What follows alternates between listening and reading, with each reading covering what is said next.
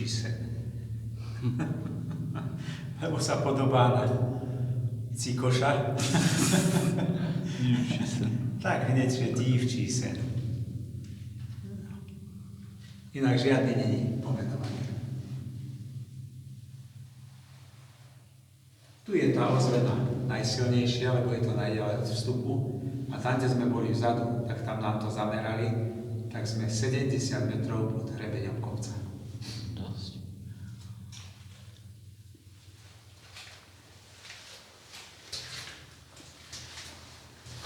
Tu pekne vidno, ako tú kremenú žilu odobrali a vznikla táto pekná šikminka. Pokremené žily pred miliónmi rokov natiekli ako tekuté do puklín a praskli v hornine. Tam potom ochladli, ale už s obsahom zlata.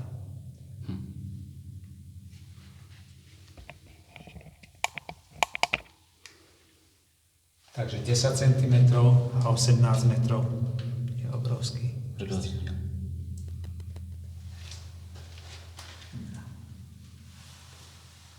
Tento jarček už som kopal ja, aby nám táto voda všetká sa dostávala tam a každá kvapôčka by vyšla von.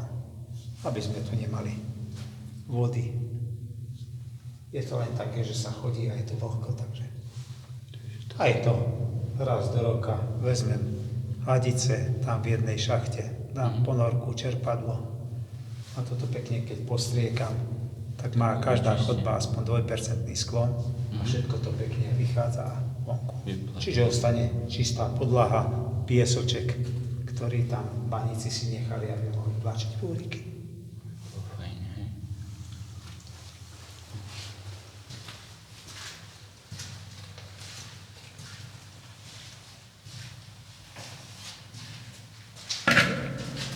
Tu na týchto chodbách vidno, že sú do šikma. To je ako šli tie šikminky, kde sa nachádzal ten kremeň, oni takisto robili tú chodbu. Vyťažili, nič viac nepotrebovali.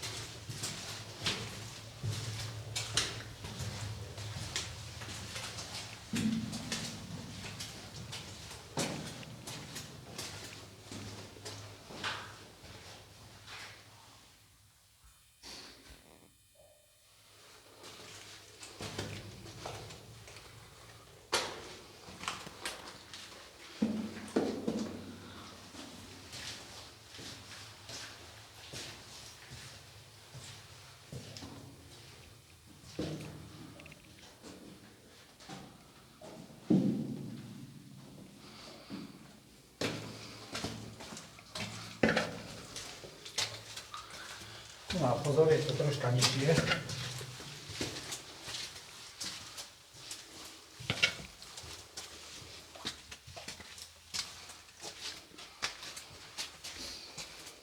Tu bol úplný zával.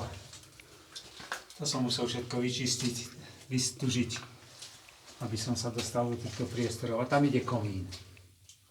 To ide do ďalšej chodby a odtiaľto 150 metrov nadol, až tam, kde sú na tej budove tie veľké fotky, tak ide chodba.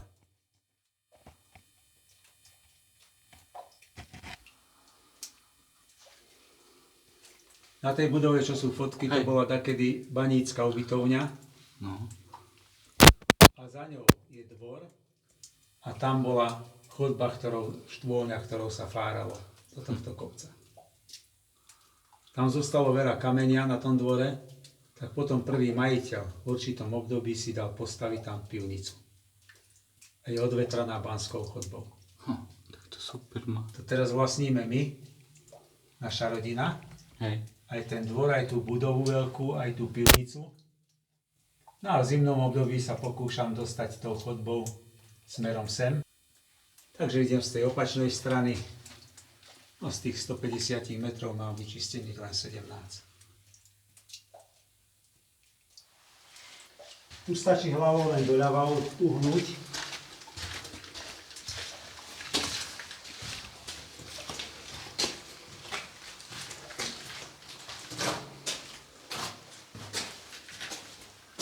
No tu nám máme zachované tie kúsky tých chodieb. Hej, takto tesali takýto lichobežníček, ale na hlavnej chodbe, kde chodili 10 ročia niečo robiť. Keď išli len niečo vyťažiť, tak im stačila len takáto, aby vrchom prešla hlava. No a spodom už nejaký ten fúriček alebo korytko. Aj tam za tými drevami vzadu, vidíte, tam sú len sondy, tam už nie je ten merák, ale majú ich takto rozmiestnené. A tuto si môžete vojsť, tam je ručne vytesaná chodbička, 10 metrov dlhá. Na začiatku je nízka, ale tam potom sa dá pekne aj iskryť.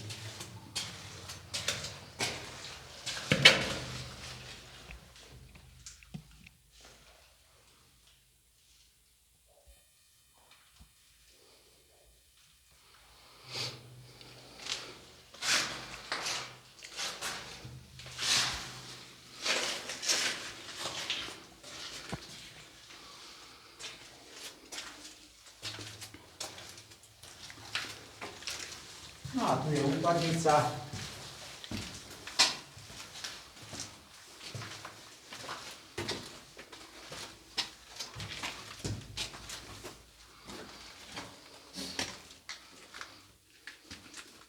Toto je miesto, ktoré im zberalo vodu z celého kopca.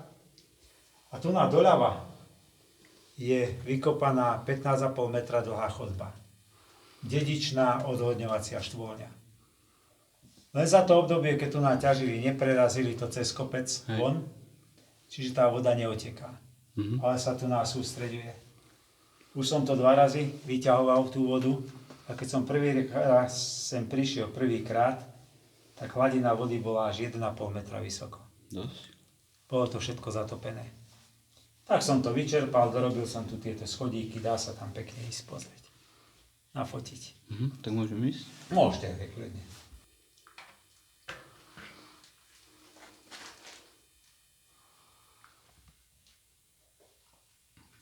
A tam máte aj pekné náteky smerom ku mne. A už presiakla voda sa na ten chodníčku. Tam sem spredu čerpadlo a znova to vytiahnem.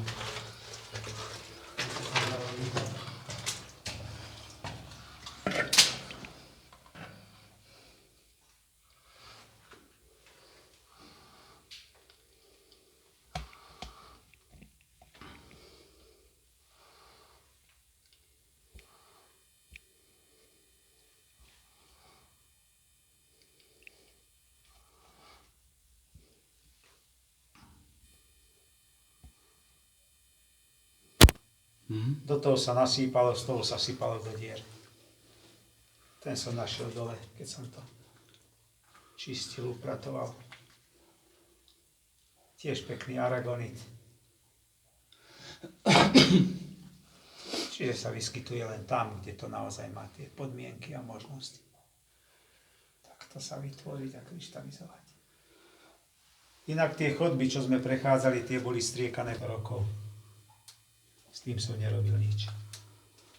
Ten mi nezavazal, takže to som nehal tak, ako založili baníci. Len naozaj na tú údržbu. Teraz nám treba celý domček natrieť načím takým lepším.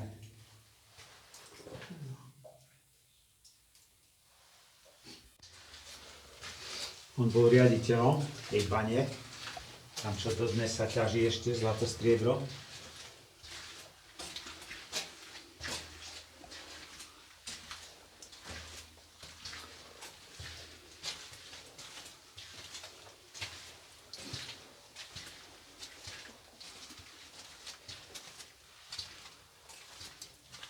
Takto na hlavu. Tam je to ešte nižšie.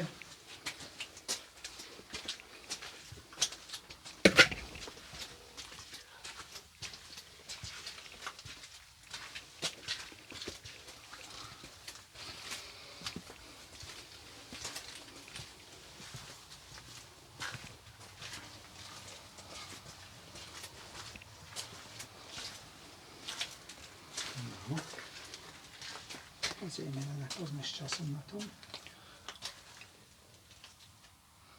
Ešte máme čas. 10 hodín.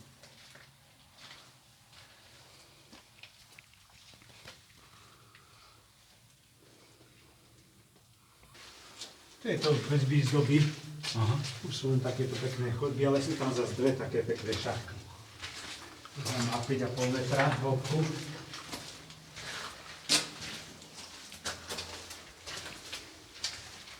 Toto do určitej časti bolo smeťami, domovým odpadom zavozené. Ja som najprv musel odpad počistiť a tak potom som mohol chodbu. Aj tam tie kostičky, to je symbol toho, že to bolo zavezené domovým odpadom.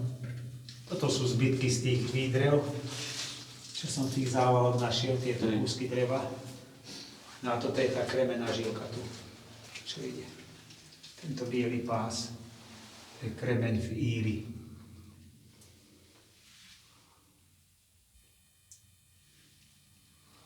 To prechádza sem na druhú stranu.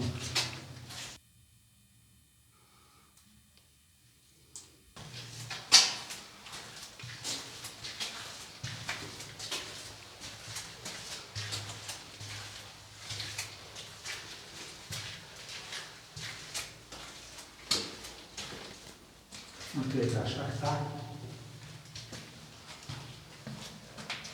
To je 5,5 metra hlboké.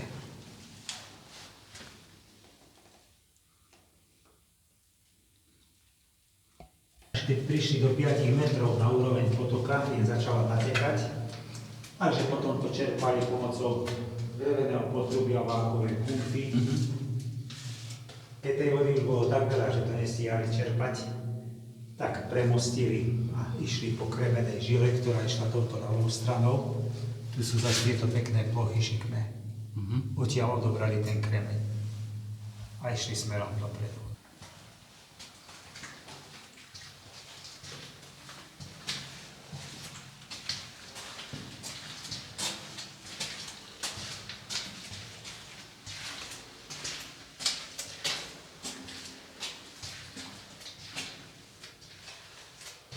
To sú tie bočné chodby, ktoré som povyvážal, aby bol priestor. Tam išli za kremeňom, keď skončila kremená žila, skončili aj oni. A sem poukladali potom materiál pri ťažbe smerom dopredu.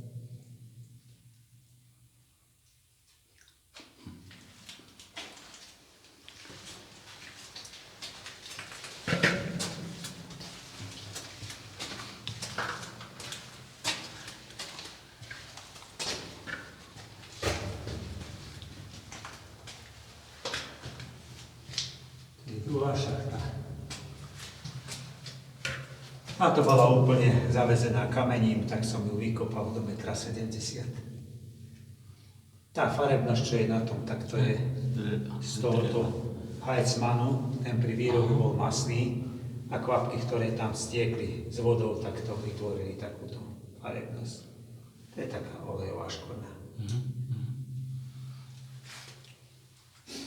Tu za vami je rímsky rebrík.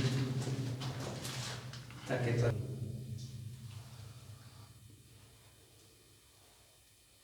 Správna. Asi som našiel to kladivo aj to želiesko. A kľudne môžete ísť pozrieť. Len pozor na tú vodu tam, čo zostáva ešte tie troška máčky.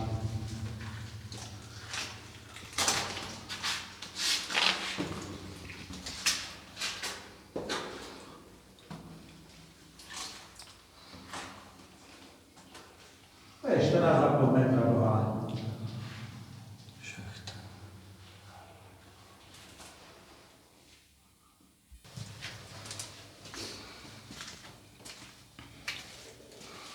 A tu nás sú aj tie prvé svietiace prvky, tieto paličky, končeky sú ohorené. To podľa literatúry svietidlá starých baní. Mali dĺžku okolo 50 cm a jedna tá palička namočená v loji horela od 30 do 45 minút. Len za z týchto maličkých priestoroch rýchlo sa to zadymilo, zle sa im dýchalo, Tak prešli na olejové kahančeky, potom na olejové a tými končila aj zlatá éra.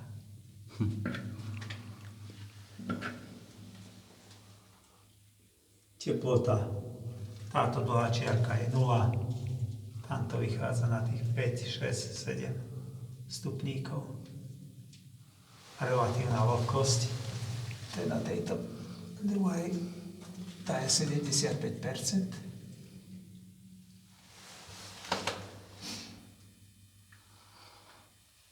Sem zóna dáky.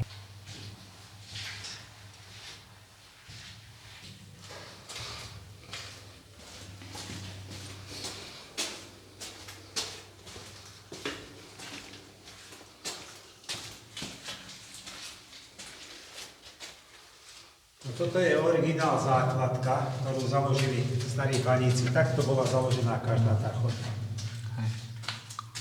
Takto pekne vyukladaný kameň. Ten vrch som ich vyčistil ja, aby som videl, že pokiaľ tá chodba ide. Zbytok som nehral, ako to poukladali baníci.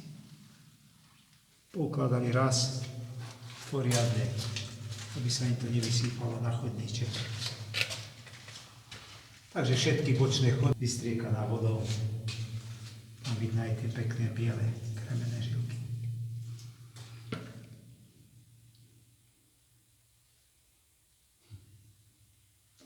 Bo jeden profesor hovoril, že to je učeň pri fotení. Hej. Tak si umiel v takejto šachte. Hej. A keď vyšiel vonku, cítil, že ho niečo štípe a už mu išla koža z prstov dole. Čiže tá voda obsahuje.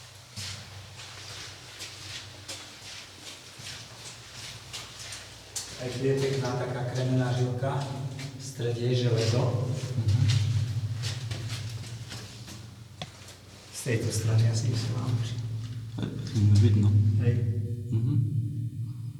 No tá tiež prechádza ponad hlavu vašu, tu na dole schádza, tu na tiež schádza, čiže tiež je pod určitým uhlom. Je takto pekne a schádza zase. Videl takú kremenú žilku, že to bolo zašpinené. No toto je striebornica, v tejto žilke sa nachádza určité percento striebra. Hej, je to také sivučké. Ale môže tam byť aj antimonit. Ten je tiež sivý. Striebro, keď sa vyťaží, dá sa vyčistiť. Antimonit dostáva sivý.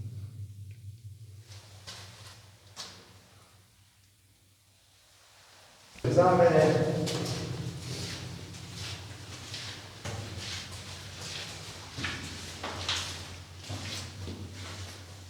tu, čo sme našli takto potrubie, z toho sa spravila dlhá rúra, na vrchu bola váková pumpa a tým sa čerpala voda. Tu je ten prístroj, tam sú tie sondy, to si chodia vymieňať každý mesiac. Tu na to je už druhý rok. Ako meter v tom období, ale na tej sú označené stopy. Nie centimetr. Čiže 34 cm je jedna stopa od tej dlhej čiarky po koniec, ale ešte majú aj pol stopy. Tam je zárez. Čiže to bola stopa. Inak sa merala aj na siahy. Štiavnická siaha, Hodruská, Spiská, Liptovská. A rozmer bol asi ten istý.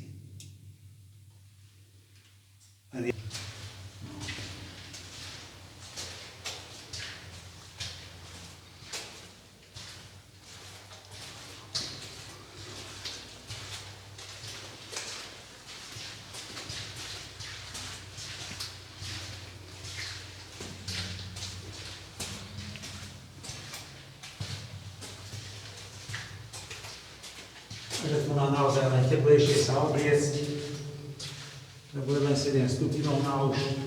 Obu vidíte, že nie sú také, že by to bolo na gumové čižmy. Dajte to jablčko na kalón, ale to je niečo také dokopy. A lepšie, keď je taká zimná obuv, lebo v nejakých tenisočkách na nohy. Mne to tu vyhovuje, táto teplota, lebo ja chodievam do kryokomory.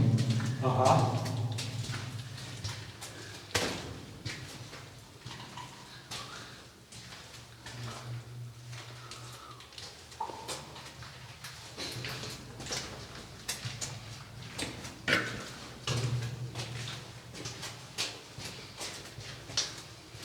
Tu na chatu má aj Rišo Nemec, poslanec, čo bol s Matovičom, To ani neviem. keď vládli. Taký vysoký, on je basketbalista.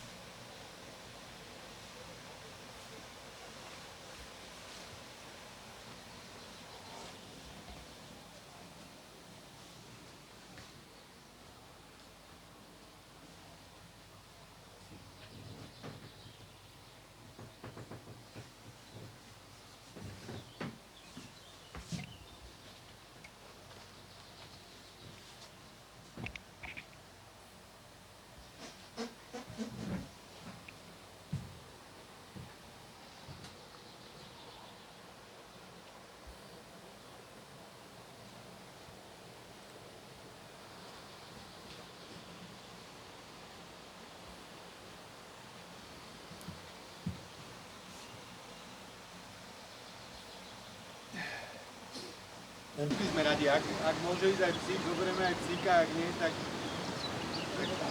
niekde ho dáme. Nie, ja som tam bol, tak keď nebudem môcť, tak ja ostanem.